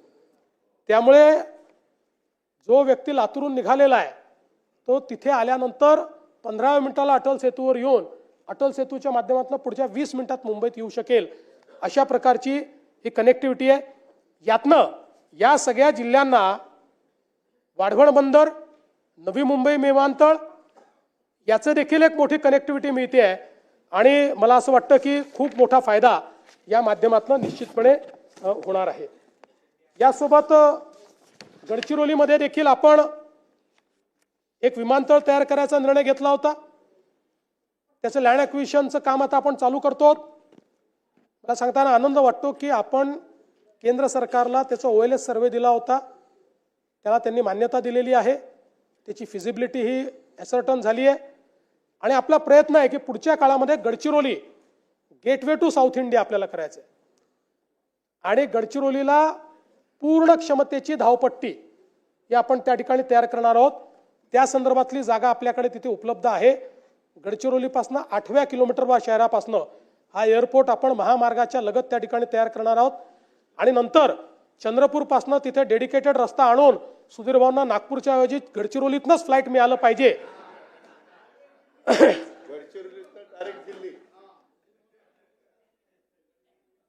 यासोबत मला आनंद आहे की अमरावती विमानतळाचं काम आपण पूर्ण केलं. नाईट लँडिंगची व्यवस्था आपण त्या ठिकाणी केली. आणि आता एशियातली सगळ्यात मोठी हवाई प्रशिक्षण संस्था एअर इंडियाच्या माध्यमातून तिथे सुरू होते. त्याचं काम आता जवळपास बांधकाम पूर्ण झालेलं आहे. पुढच्या 3-4 महिन्यात ते लोक त्याचं काम सुरू करतील. त्या संदर्भात 34 विमानं ते आणतायत तिथे. त्यातली 2 विमानं ऑलरेडी पोहोचलेली आहेत. आणि 14 म्हणजे हे 34 विमानं आणि त्यासोबत 14 पायपर विमानं अशा पद्धतीनं त्या ठिकाणी अतिशय मोठी ही संस्था तयार होते. कारण आज आपल्याला माहिती आहे सर्वात जास्त पायलटची आपल्याला आवश्यकता आहे. आता जो इंडिगोचा प्रॉब्लेम झाला तो पायलटच्या कमतरतेनेच झाला. आणि आता तर आपण 1000 नवीन फ्लाईट्स चालवायचे तर 10-15 हजार पायलट्स लागतील. त्यामुळे ही पायलट ट्रेनिंग अकॅडमी अमरावतीच्या अर्थव्यवस्थेला देखील एक नवीन कलाटणी देईल अशा पद्धतीची ही व्यवस्था आहे. अकोल्याचा जो विमानतळ आहे त्याचंही आता धावपट्टी जी आहे ती धावपट्टी वाढवण्याकरता आपण त्या ठिकाणी निधी उपलब्ध करून दिलेला आहे. आणि ती धावपट्टी ही आपण वाढवण्याचं काम करतो. यासोबत नागपूरमध्ये नवीन Nagpur international business and finance centre IBFC हे तयार करण्याचा निर्णय आपण घेतलाय. आपल्याला माहिती आहे की आज नागपूर हे शिक्षणाचं माहेरघर झालं आहे. देशातला अतिशय आयकॉनिक अशा प्रकारच्या इन्स्टिट्यूशन्स नागपुरात आहे. VNIT आहे, एम्स आहे, IIT आहे, GMC आहे, ICAI आहे, NLU आहे.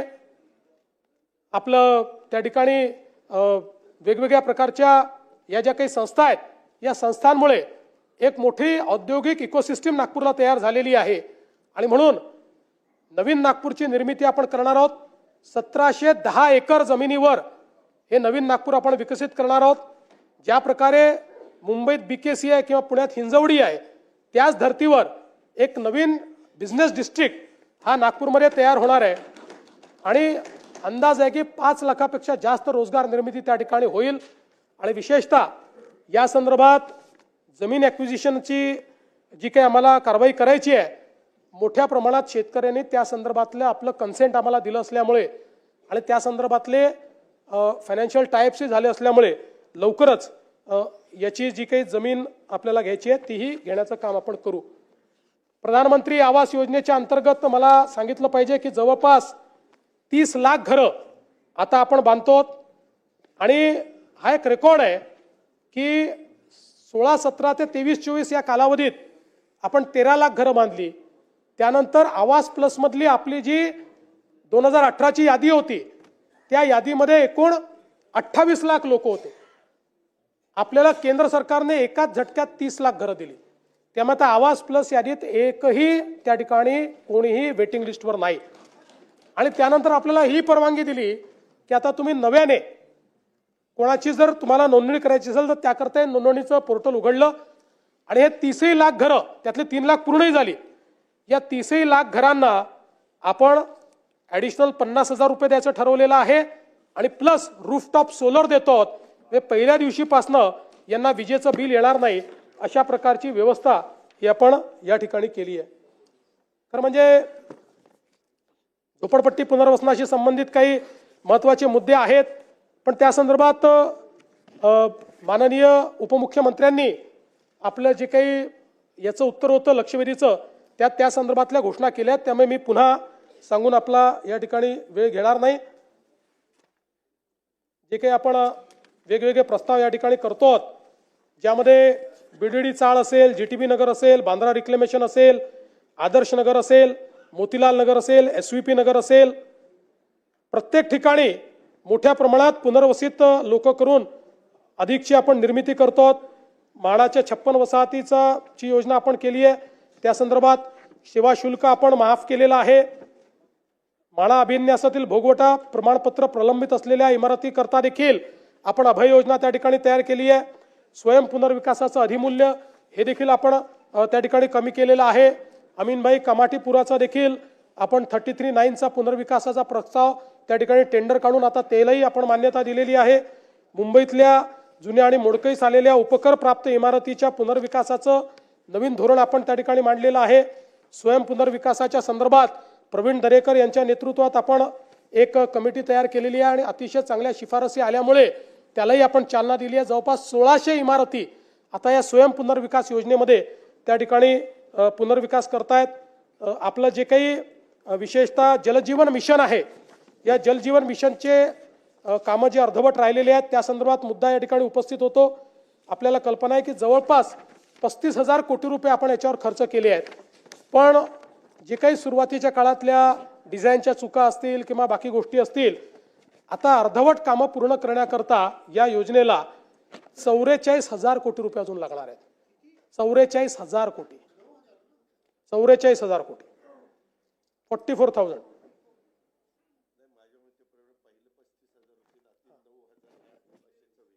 माझं काही आता या नाही 44,000 आहे, ॲडिशनल आहे. ॲडिशनल 44,000 आहेत. त्यापैकी पहिल्या टप्प्यामध्ये 15,000 कोटी रुपयाचा हुडकोशी आपण टायप केला आहे. ते 15,000 कोटी रुपये आणून आपण काम करतोय. शासनाने निर्णय घेतलाय, कारण आता हे दायित्व आपण स्वीकारलेलं आहे.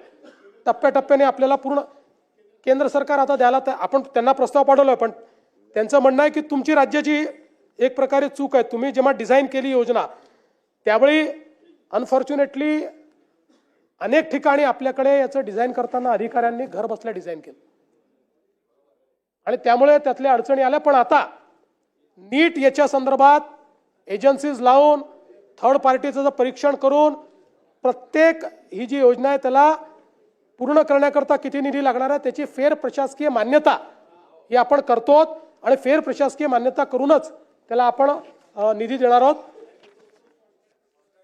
15,000 कोटी रुपये त्याकरता आपण उपलब्ध करून देतो. हो, ते तर आता काल अनाऊन्स केलं ना. यासोबत काही अजून विषय आहेत. आता त्या सगळ्या विषयांमध्ये मी जात नाही. मुख्य विषय आपला हो ते करणार ना. आपल्याला माहिती आहे की मुंबईमध्ये मेट्रोचं मोठं जाळं आपण तयार करतो. आतापर्यंत मुंबईमध्ये जी मेट्रोची लांबी कार्यरत आहे ती लांबी जवळपास 91 किलोमीटरची आहे. या 91 किलोमीटरच्या लांबीमध्ये रोज जवळपास 9,50,000 प्रवासी हे प्रवास करतायत आणि आता पुढच्या 2 वर्षामध्ये या 91 किलोमीटर सोबत अजून 132 किलोमीटरची लांबी ही कार्यान्वित होईल.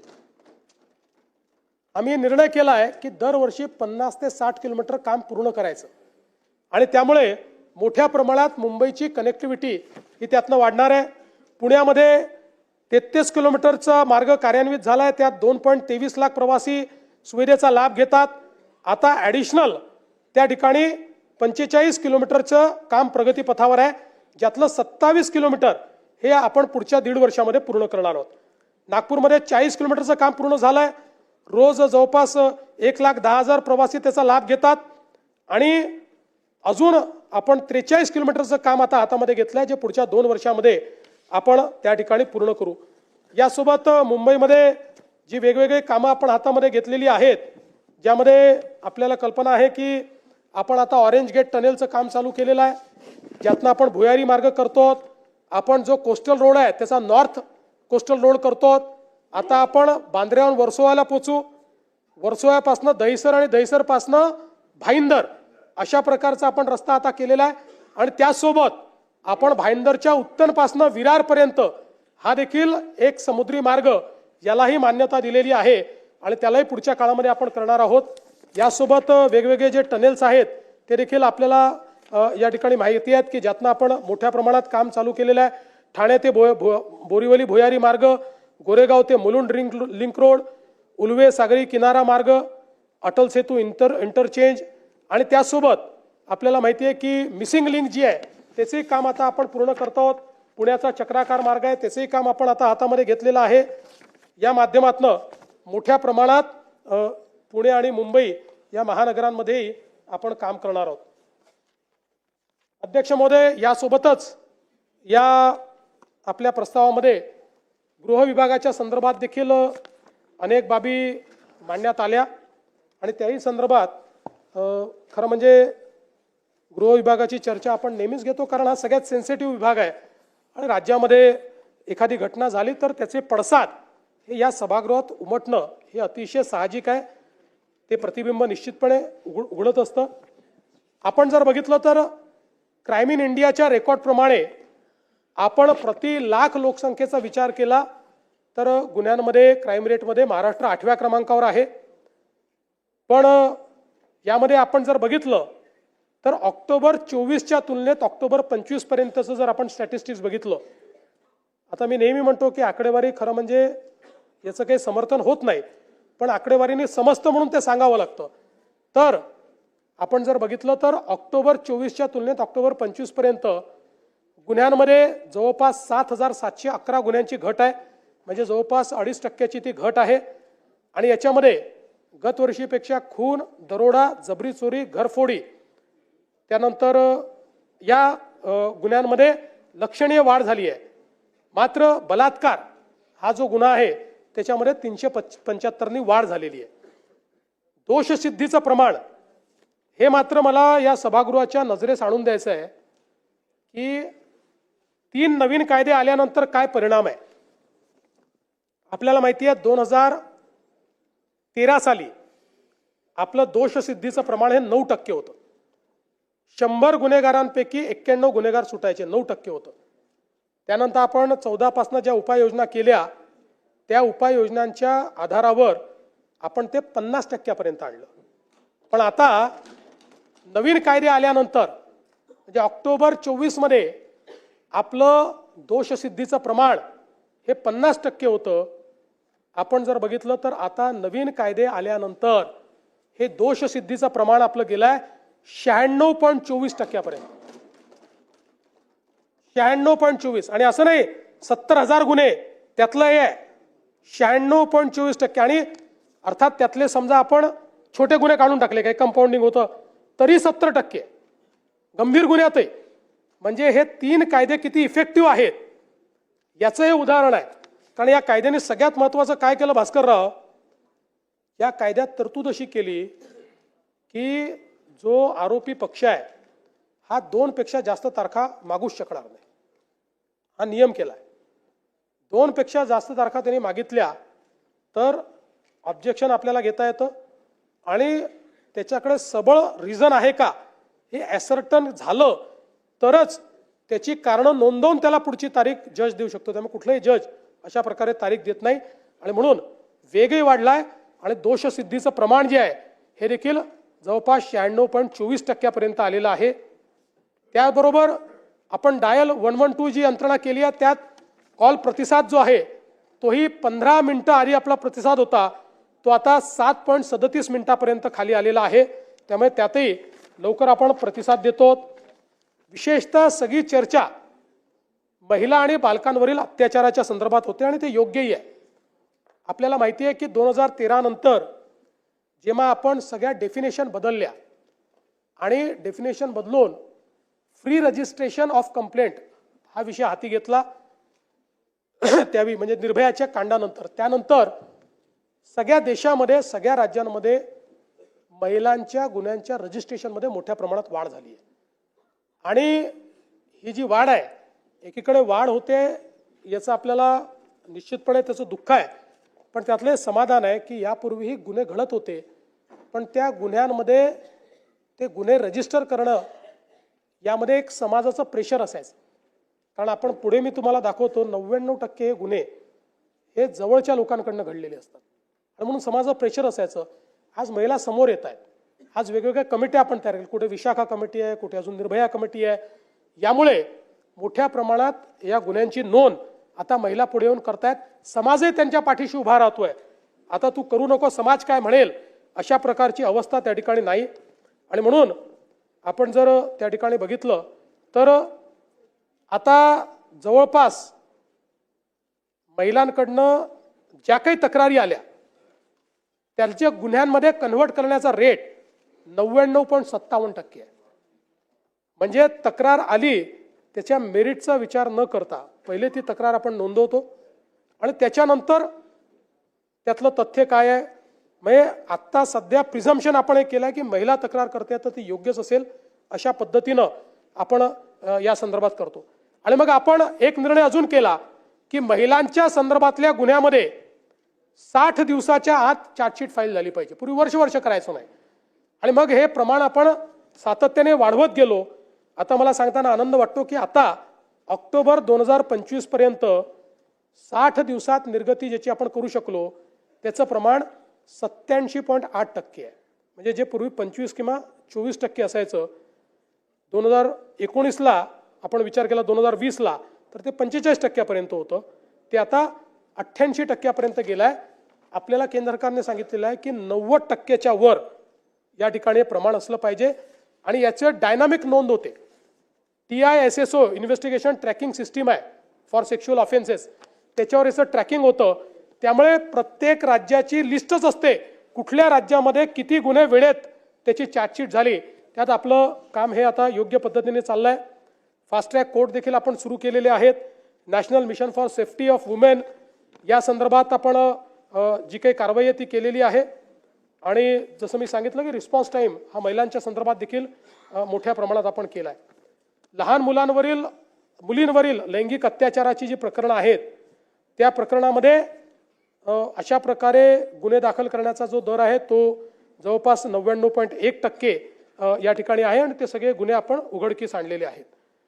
आपण आता ऑपरेशन मुस्कानच्या माध्यमातून 2015 ते 2024 13 ऑपरेशन मुस्कान केले आणि 41,193 लहान मुलं आणि मुली यांचा शोध घेऊन त्यांना त्यांच्या घरी नेलाय. आणि सगळ्यात महत्त्वाचं काय आहे तर याच्यामध्ये जवळपास 20,000 मुलं आणि 8,000 मुली ज्या आपण शोधून घरी पोहोचवल्या त्या आपल्या रेकॉर्डवरच नव्हत्या. त्यांच्या घरच्यांनी कुठलीही कंप्लेंट केलेली नव्हती. पण हे ऑपरेशन मुस्कानच्या माध्यमातून आणि आता ऑपरेशन शोध आपण चालू केलं. ऑपरेशन शोध मध्ये काय आहे तर आपल्याला माहिती आहे की वर्षभरामध्ये निघून गेलेले लोक परत येतात. परत आल्यानंतर पण एखाद वर्षानंतर शोधण्याची गती कमी होऊन जाते आणि म्हणून ऑपरेशन शोध जुन्या केसेसमध्ये शोध घ्या अशा पद्धतीने आपण चालू केला. आणि त्यातही जवळपास 17/4/25 ते 15/5/25 या कालावधीत ऑपरेशन शोध एक मोहिमेच्या अंतर्गत 4,960 महिला आणि 1,364 बालकांचा शोध घेण्यात आला आणि रेकॉर्डवर नसलेल्या अजून 106 महिला आणि 707 बालकांचा शोध हा या ऑपरेशनमध्ये घेण्यात आला. आणि तसंच आता ऑपरेशन शोधचा दुसरा जो टप्पा आहे तो टप्पा देखील या ठिकाणी चाललेला आहे. आणि मग एक आपला नेहमीचा मुद्दा या ठिकाणी येतो की अपहरणाचा मुद्दा एक सातत्याने आपल्याकडे मांडला जातो की किती अपहरण झालं अशा पद्धतीनं एक मुद्दा मांडला जातो. मुळामध्ये आपल्याला मला या ठिकाणी लक्षात आणून द्यायचं आहे की केंद्र सरकारने एक निर्णय केला आणि त्या निर्णयाच्या अंतर्गत केंद्र सरकारने सांगितलं केंद्र सरकारने सांगितलं की कुठलेही अशा प्रकारची महिला असेल मुलगी असेल घरातनं निघून गेली आणि 24 तासात जर ती सापडली नाही तर फौजदारी गुन्हा पकडायचा आणि मग किडनॅपिंगचा गुन्हा आपण दाखल करतो. अनेक वेळा नंतर त्या परत येतात सापडतात कधी घरगुती भांडणातनं त्या ठिकाणी गेलेले असतात आणि म्हणून हा जो नंबर आहे हा नंबर फार मोठा सुरुवातीला आपल्याला दिसतो. पण आपण जर बघितलं तर महाराष्ट्रामध्ये या संदर्भात जे काही अपहृत अल्पवयीन मुली किंवा जी काही मुलं आहेत महिला आहेत या संदर्भात साधारणपणे त्यांचं जे काही परत आणण्याचा दर आहे हा वर्षाचा 86%. गेलेले 86% परत येतात आणि पुढच्या वर्षात अजून त्यातले 10% परत येतात म्हणजे सापडतात. एका वर्षात 86% सापडतात आणि असं करता करता 98% आपण पोहोचतो. कुठे कमी अधिक होतो पण 90% आपण जातो की जे परत येतात. म्हणजे एक तर आपण त्यांना शोधतो किंवा ते परत येतात किंवा त्यांची भांडणं त्या ठिकाणी संपतात. आणि म्हणून आपण जर कारण आता मुंबईची चर्चा फार मोठ्या प्रमाणात झाली आणि म्हणून मुंबईमध्ये तर आपण जर बघितलं तर मुंबईमध्ये तर हा परत आणण्याचा दर जो आहे हा 99% मुंबईमध्ये. आपण जर विचार केला 2022 सालचा तर 2022 मध्ये त्या ठिकाणी एकूण जे काही अशा केसेस फौजदारी गुन्हे किडनॅपिंगचे किंवा निघून गेल्याचे झाले त्यात 1892 पैकी 1870 परत आले म्हणजे 99% हा रेट आहे. किंवा 23 मध्ये आपण बघितलं तर 1257 पैकी 1887 त्या ठिकाणी परत आले परत 98.5% रेट आहे. 2024 मध्ये 1999 पैकी 1973 आपण परत आणू शकलो म्हणजे परत 99% रेट आहे. त्यामुळे अनेक वेळा काय होतं स्टॅटिस्टिक्स कसं मिसलिडिंग असतं की आपल्याला असं वाटतं की बाबा मुंबईमध्ये वर्षाला 1900 लोक किडनॅप होत आहेत मग त्याचं आपण प्रति दिवशी काढतो मग त्याचं प्रति तासाला आपण काढतो आणि मग आपण त्या ठिकाणी सांगतो रोज इतके बालकं किडनॅप होत आहेत रोज इतक्या महिला किडनॅप होत आहेत. त्यामुळे मुंबईत कायदा आणि सुव्यवस्था बाकी नाही. वर्षभराने पोलीस त्यांना परत आणतायत हे मात्र कोणीच सांगत नाही. त्याच्यामुळे मुंबई ही सुरक्षित आहे. मुंबईत नोन अशा प्रकारच्या कुठल्या गँग्स नाहीत पण काही असल्या तरी त्या जेरबंद आपण करतो आणि अशा प्रकारे हे जे काही हरवलेले किंवा किडनॅप झालेले आहेत त्यांना परत आणण्याचं काम देखील पोलिसांच्या माध्यमातून मोठ्या प्रमाणात चाललेलं आहे. हे होत असताना मला या ठिकाणी सांगायचं आहे की आपण मोठ्या प्रमाणात पोलीस भरती या महाराष्ट्रामध्ये केलेली आहे. गेल्या 10 वर्षात, हे मी गृहमंत्री जास्तीत जास्त काळ होतो म्हणून सांगतो, केलेली पोलीस भरती 88,633 आहे आणि गेल्या 3 वर्षात केलेली पोलीस भरती ही 51,207 आहे आणि आता पुन्हा 25,000 पोलीस भरती ही महाराष्ट्रामध्ये चाललेली आहे. त्यामुळे एक प्रकारचा पोलीस भरतीचा रेकॉर्ड हा महाराष्ट्रामध्ये आपण त्या ठिकाणी तयार केलेला आहे. प्रतिबंधात्मक कारवाई मोठ्या प्रमाणात आपण वाढवली आहे. त्याची आता आकडेवारी देऊन आपल्याला मी सांगणार नाही. नवीन फौजदारी कायद्यांच्या संदर्भातही मी आपल्याला सांगितलंय. उशीर झाल्यामुळे त्याही संदर्भात आपला जास्त वेळ मी घेत नाही. पण अनेक वेळा आपल्या चर्चेमध्ये नेहमीच नागपूरचं नाव आल्याशिवाय आपल्याला चर्चेला काही तडका येत नाही, सावजी होत नाही तो. त्यामुळे मी आपल्याला सांगू इच्छितो की नागपूर शहरामध्ये ऑक्टोबर 2024च्या तुलनेत ऑक्टोबर 2025 मध्ये एकूण 901 गुन्हे कमी झाले आहेत. गुणात्मक बदल आहे. आणि यामध्ये हा बावनकुळेंचीच आहे, तेच लक्ष देत, मी देतच नाही. मी मुंबईत असतो, ते नागपुरात ते असतात. याच्यातही प्रमुख शीर्षक जे आहेत, खून, खुनाचा प्रयत्न, दुखापत, बलात्कार, चोरी, जबरी चोरी, दरोडा, या प्रत्येक शीर्षामध्ये गुन्हे कमी झालेले आहेत. नागपुरात गुन्हे वाढलेले नाहीत.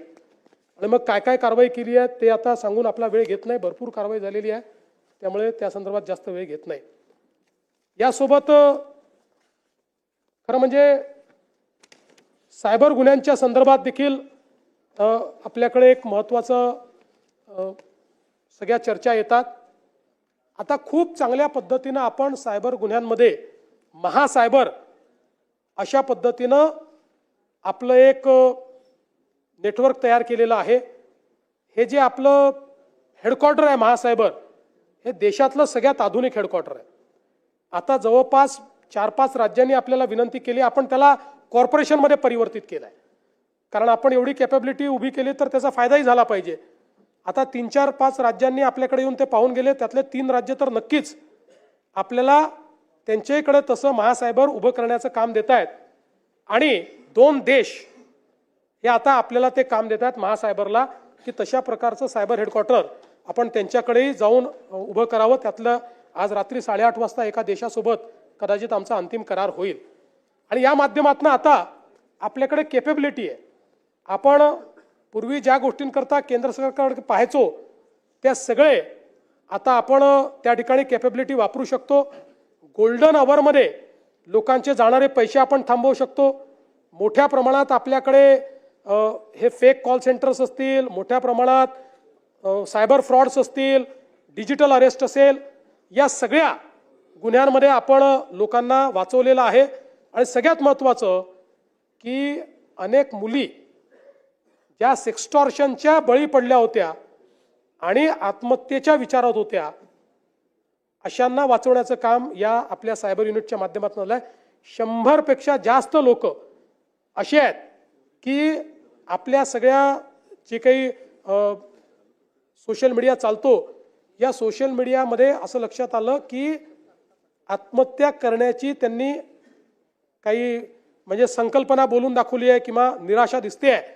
त्यांना स्वतः हुडकून आणि त्यांच्याशी चर्चा करून त्यांना आत्महत्येपासून परावृत्त करण्याचं काम हे आपल्या महासायबरच्या माध्यमातून आपण केलेलं आहे.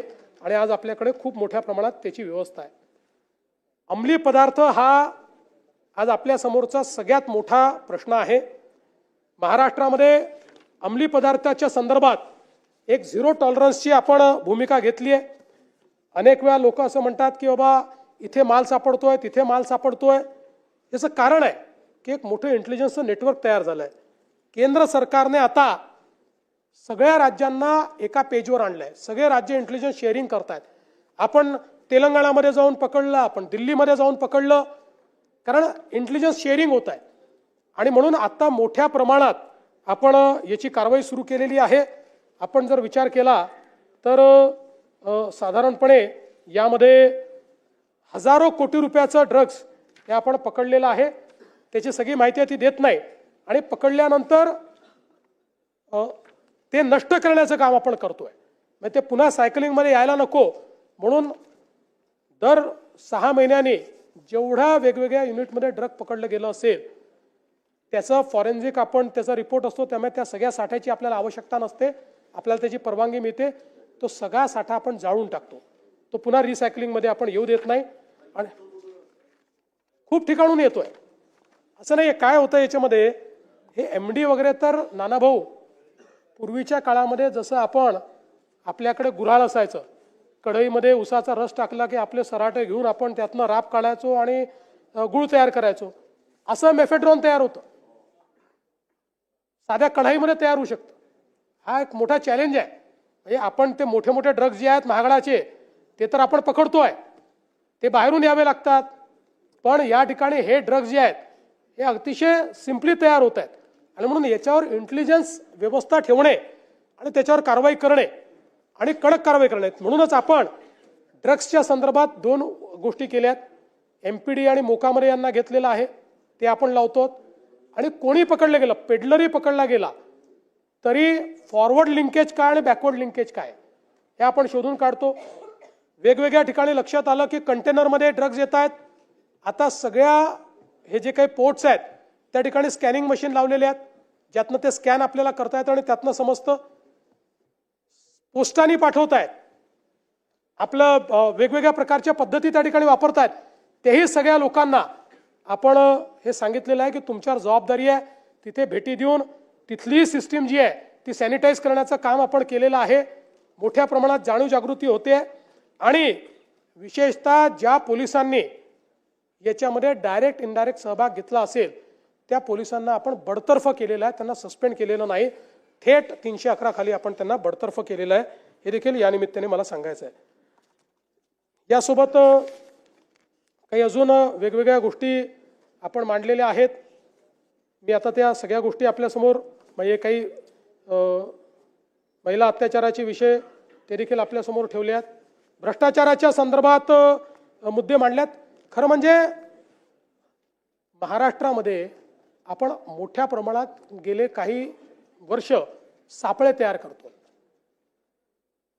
आज आपण बघितलं तर जेवढ्या सापळ्याच्या कारवाया महाराष्ट्र करतोय तेवढं इतर कुठेही होत नाही. आणि एकही अशी कंप्लेंट नाही की आम्ही अँटी करप्शनला तक्रार दिली आणि आमची तक्रार समोरच्याला मिळाली. आत्ता आपण जे सापळे करतो 99% सापळ्यांमध्ये आपण यशस्वी होतो आणि हे सुरूच राहील. आता याचं इंटरप्रिटेशन कोणी हेही करू शकतं की या घटना वाढतायत म्हणजे आपल्याकडे भ्रष्टाचार वाढलाय. माझं मत असं आहे, जेवढे जास्तीत जास्त लोक भ्रष्टाचारी पकडले जातील अशा गुन्ह्यांचं रजिस्ट्रेशन हे मला असं वाटतं की लोकांवर जरब आणेल आणि निश्चितपणे त्या ठिकाणी भ्रष्टाचार जो आहे तो कमी होईल. एक राजकीय विरोधकांवर सूड भावनेने दाखल होत असलेले असे कुठलेच गुन्हे आपण दाखल करत नाही. टोळ्यांच्या दहशतीच्या संदर्भात देखील काही विषय आलेले आहेत. मोठ्या प्रमाणात यामध्ये कारवाई आपण केली आहे. आपण जर बघितलं तर पुण्यामध्ये जवळपास 42 गुन्हे आपण दाखल केले आहेत. 182 आरोपी जे टोळ्यांच्या माध्यमातून काम करतात त्यांच्यावर कारवाई केली आहे.